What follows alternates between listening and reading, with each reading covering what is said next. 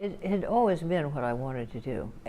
Art was sort of central to the way I thought, but I don't think that I thought of it as a career. I don't think I ever thought of myself as a professional artist. I think I thought that that was something that white men from Yale did.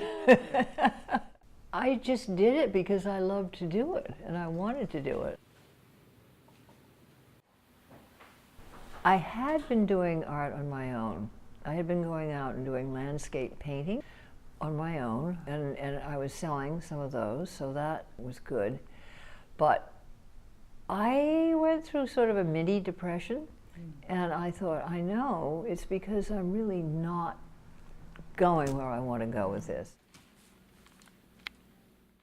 What I really wanted to do was to do everything. I wanted to know photography, I wanted to know printmaking, I wanted to know sculpture. I took everything I could. At one time, one of my kids broke their leg, and I didn't get the homework assignment in time, and I went to him and I said, oh, my youngest son broke his leg, and he said, never come to me and tell me about what's going on at home. I don't want to know. You either get the work done or you don't, because that's the way it's going to be for you. And it was probably the best lesson that I ever learned in any school or college or anywhere. You know, I thought, okay, this is it. If I want to do this, this is the way it's going to be. And I worked very hard. I worked very hard. You can't have your brush too loaded because you're apt to make, because the dots get too fat, like that. I just made too fat a dot. So, you know, it requires, although it's very meditative work, you know, I look forward to doing this, but you have to really be paying attention to what you're doing, because it would be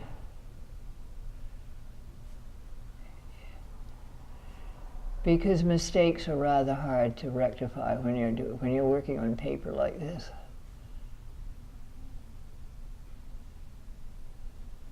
So the dots become a kind of a directional. I've been wondering whether to have dots going up through here, but I'm a little reluctant to do that. I don't know why.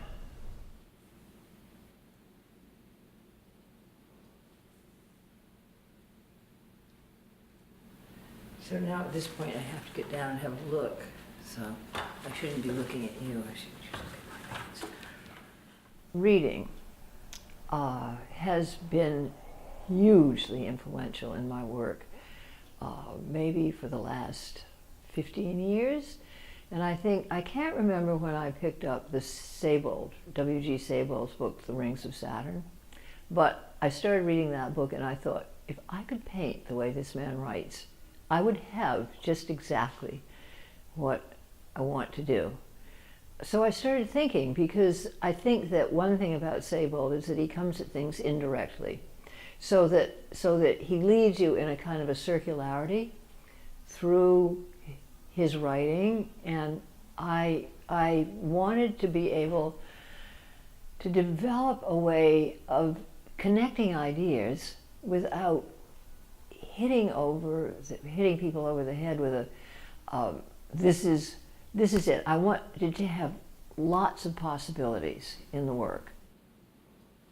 You know, it's interesting, black, I'm so often drawn to paintings that if I'm walking through a museum and I see a black painting or blackish drawing, I'm drawn to it. I find it interesting. There's something about it that, to me, it's a color.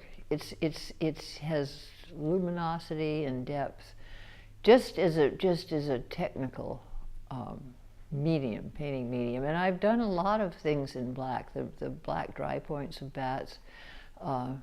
I guess I revisit.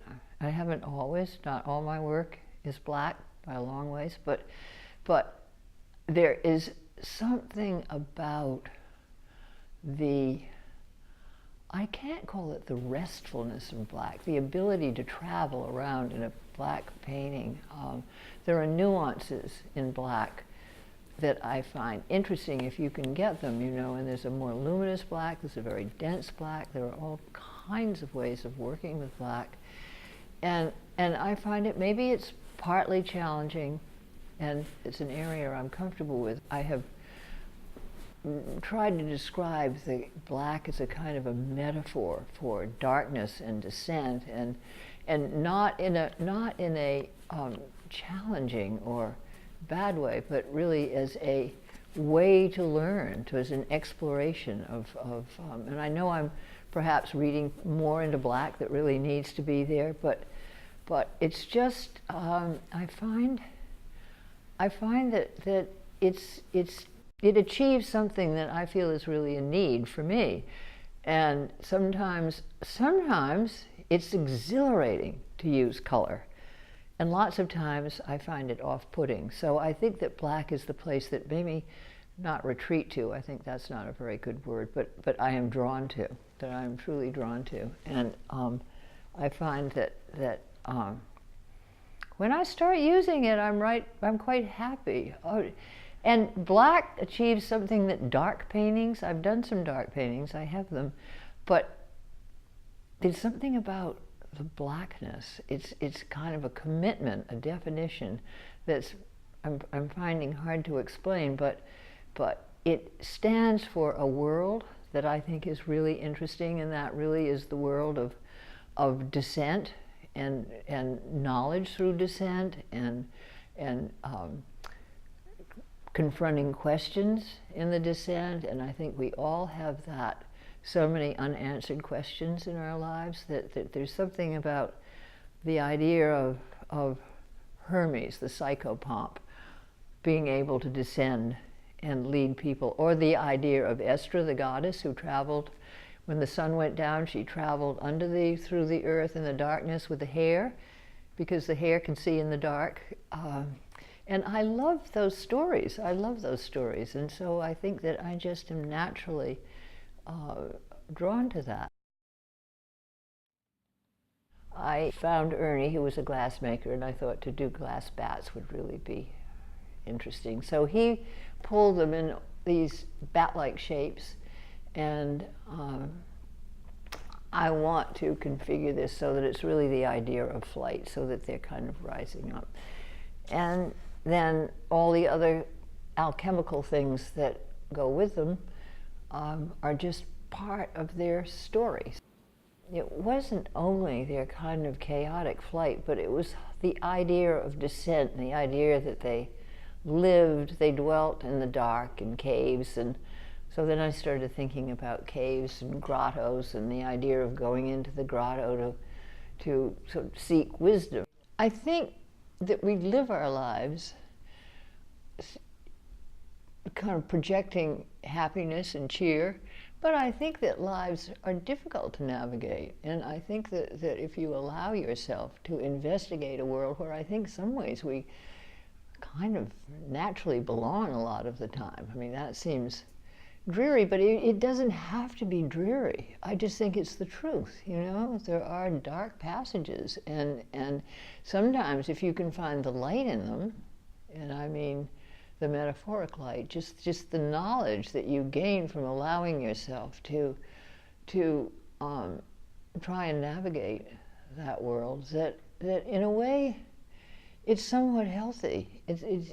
Well, it is for me. Maybe not everybody, but we can't live in the light all the time. I don't believe that that's possible.